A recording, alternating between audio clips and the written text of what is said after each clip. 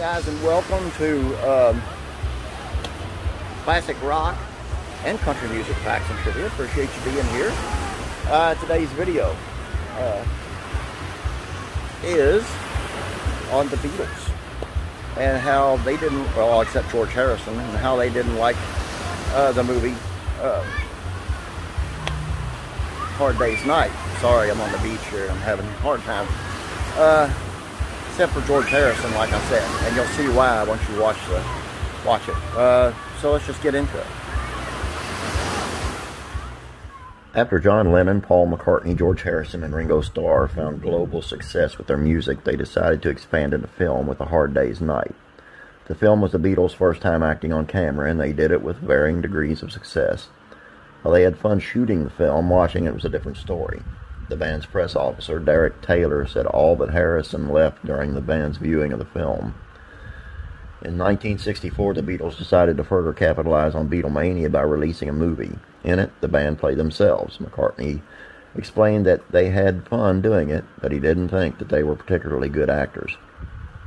First film we ever made, and we're having a good time, said McCartney, per book George Harrison on George Harrison.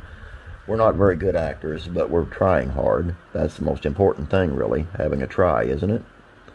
McCartney admitted that he didn't take filming very seriously and often waited until the last minute to memorize lines.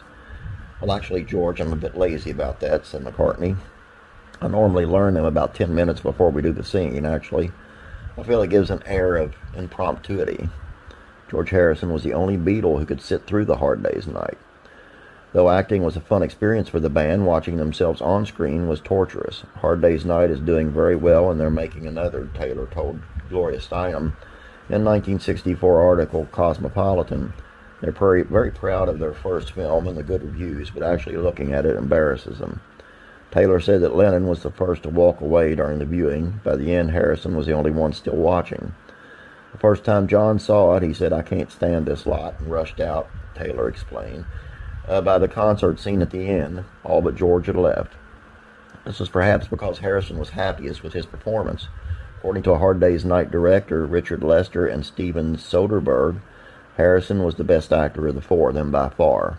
Ringo, because this was the showy part, he was always the odd one out, and he was given characteristics that were more sympathetic, Lester told The Guardian. John, I don't think, was interested and didn't bother. Paul was too interested and tried too hard, and George was always the one that had forgotten. So he just did it and got on with it.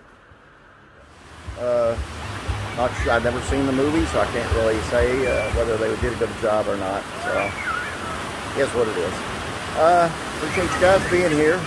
Have a great day. God bless. And I'll be praying for you.